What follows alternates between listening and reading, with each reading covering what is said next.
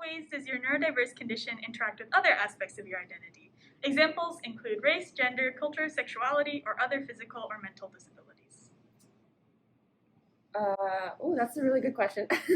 So I guess like I'm an artist, and basically all I work on is working through my trauma and everything, which has caused me to be neurodivergent. So I feel like as much as people talk about like your trauma doesn't define you and like all this stuff, I feel like for me it does, and it's something that I take into my identity to like work through in order to like help other people feel seen as well. And like I wouldn't be who I am right now without this, so I feel like it's important for me to honor those parts of myself. How has your neurodiverse condition impacted your adjustment to COVID-19 and the world largely moving online? Has it been a net negative, a net positive, or just neutral? There have been a lot of things that I've enjoyed about actually going totally online because so I have anxiety and PTSD and all that.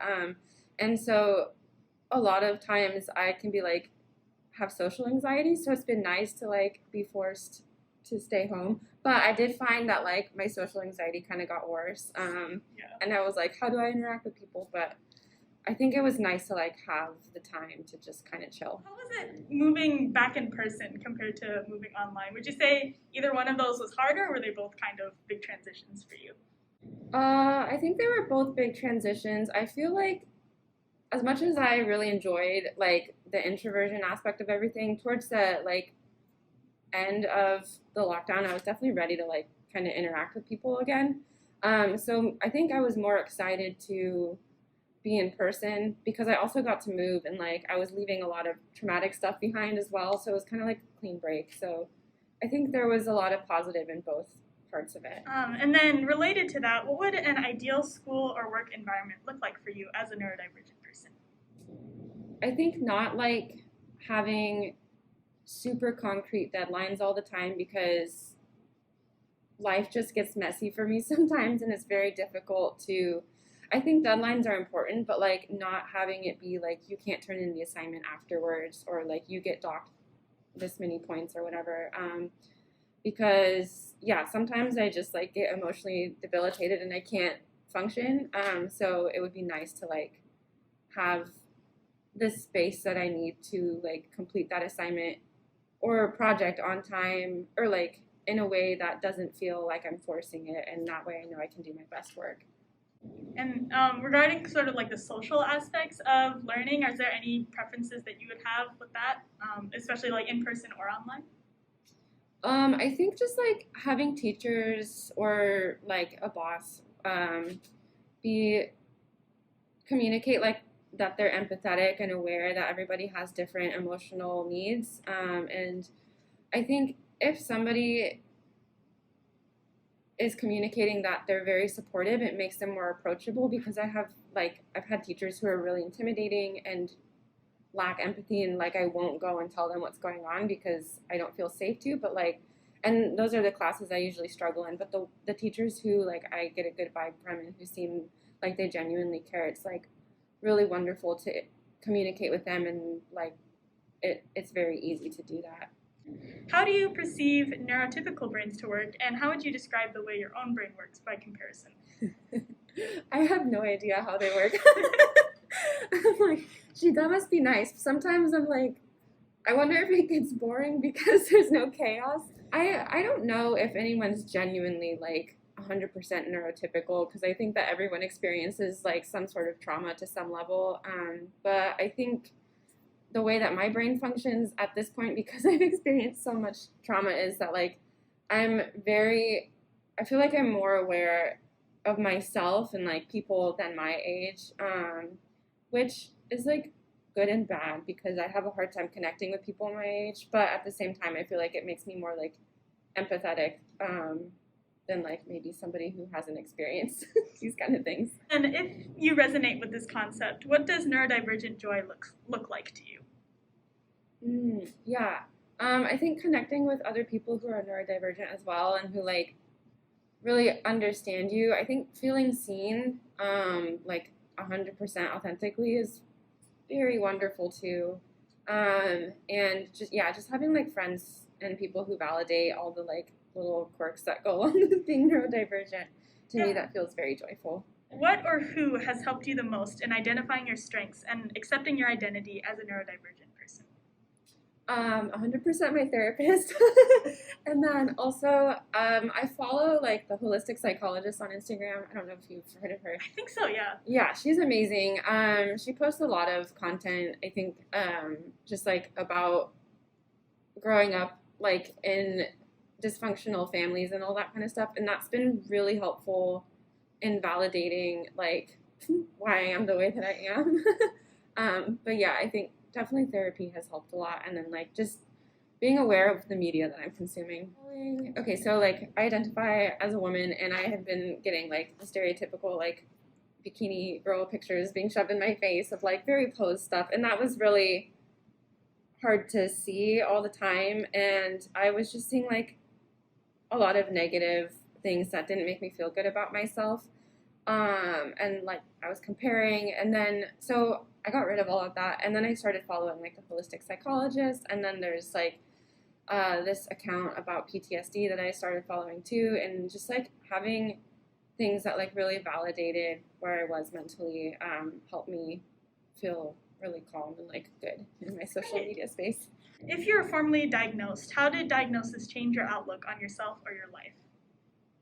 Yeah, I think it was really helpful because so I first got diagnosed with anxiety, and that was helpful because I was like kind of in denial about having it. And I think so I'm also really stubborn and I was like, I don't have anxiety, you know, like I was just kind of gaslighting myself like to not have it. And being aware that I had anxiety was helpful because then I could go research about it and like understand it more. And then I was like still having panic attacks and like, oh, so I also got diagnosed with like derealization and depersonalization disorder, which was like so helpful because I felt so crazy. I don't like using that word, but like I felt so crazy without knowing what it was. So I think having that diagnosis really helped me feel like normal because I thought I was like developing a psychosis or something. So yeah, I think having that was incredibly helpful. And then I also, after that, got diagnosed with PTSD. And that was incredibly helpful as well because I was like, okay, so I have anxiety and something else. And I like thought that there was something wrong with me past that. And I was like, gonna go get a brain scan and everything. But then my therapist was like, I think you just have PTSD. And so like, sometimes like labels don't work for people, but for me, like I think having these diagnoses and labels helped me be able to understand myself better and like understand all the symptoms I was having and really normalize the experiences that I was having. What was your experience like sort of navigating the system of like psychiatry or psychology? Yeah, so I'd been seeing a therapist like since I was in first grade, and then I stopped seeing her probably like when I was mid high school, and so then I saw another one for a little bit like at the end of high school, but I did not jive with her at all. And then post high school, I decided to go back to therapy, and that was really challenging because like my parents had set up the ones for me before. So I had to put in the research, and I went to like psychologytoday.com and basically just like sent out so many emails to so many therapists, and most of them did not get back to me. So to me, it just kind of feels like you're throwing a big net out for fishing and like trying to reel something in. And like it's very hit and miss, and it feels really discouraging and exhausting when you can't find something. But like I think if the advice I would give to someone who's trying to do this is just like keep persevering through it because like eventually you'll find someone, but it's very challenging. What is your favorite part about the way your brain works and the way you process information? Yeah, I love how creative I am. I think that I see the world in like a very unique and like quirky way, and I kind of appreciate like I feel clever because of all the things I've gone through. And what is one piece of advice you'd give to friends, family members, or teachers of neurodivergent people? I think check in on them more than you think that you should because we're really good at masking what we're going through. And a lot of us are like hyper independent because we've been forced to be like that and taught that like our neurodivergence is something to be hidden. So I think it's important to really make an effort to help those people feel supported. I think letting them know that like you're there if they want to talk or if they need support, but not putting any pressure on forcing them to talk if they don't want to, and just leaving the door open for them to come to you, but not like don't be overbearing. If you could change one societal expectation, what would it be and why? I think there's so much pressure for how fast like paced everything is, and then expecting perfectionism on top of that too. So I feel like, and like people don't move through the world very intuitively, and I think that's, man, it's like all wrapped up.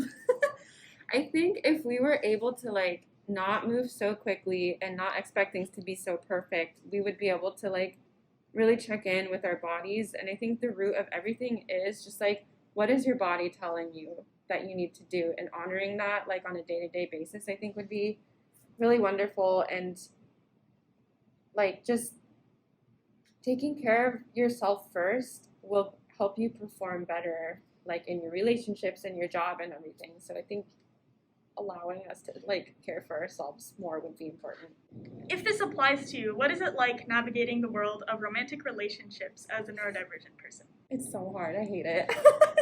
I hate it so much because, yeah, I feel like I'm bringing so much baggage to the table, like for one, and so I'm like, oh my god, who wants to be with that? And I usually scare people away because I'm like, here's my trauma, like we get to deal with this together, and they're like, okay, no.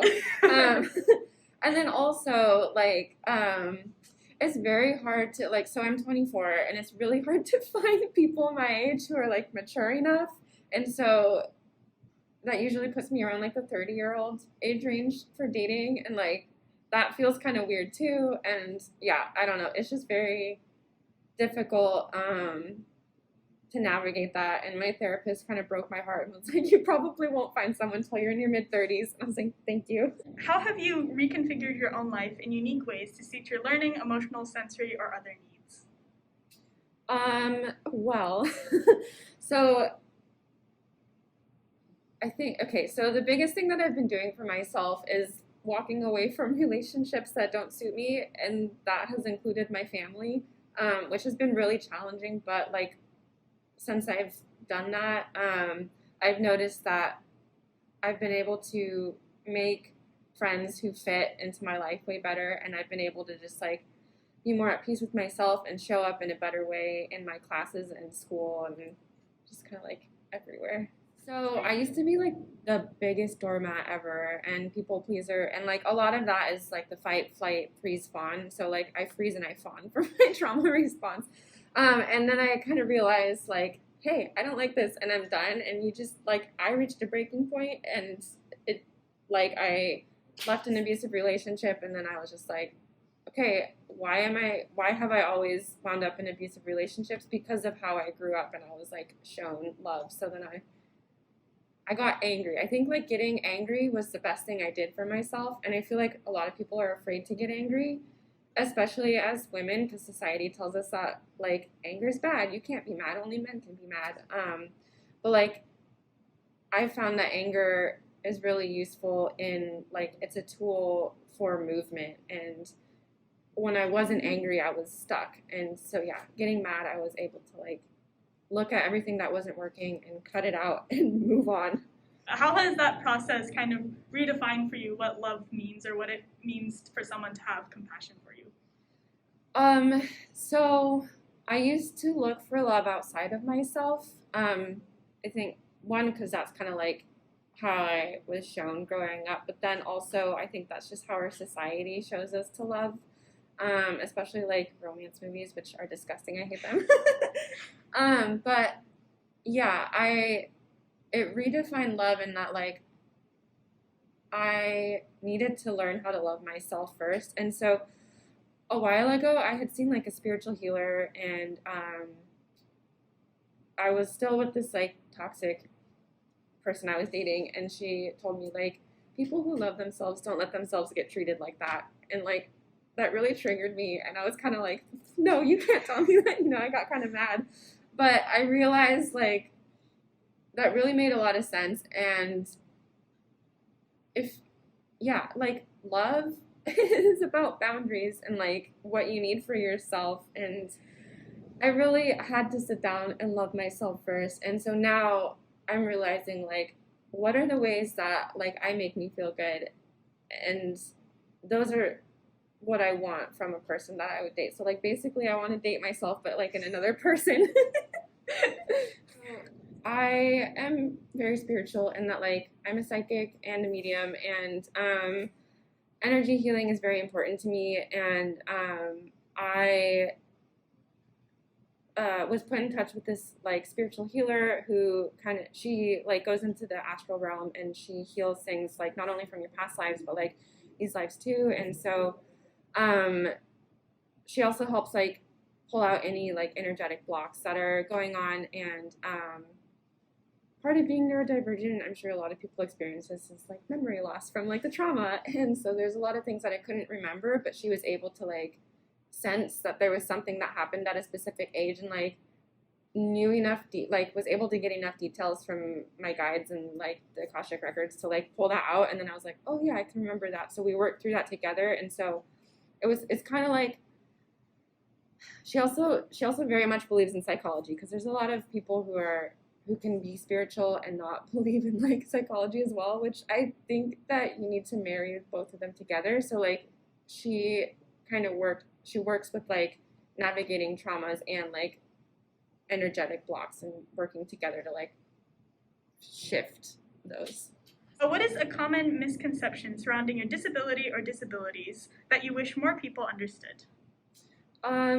So for PTSD in particular, most people think that only like veterans or people who fought in the war can have it.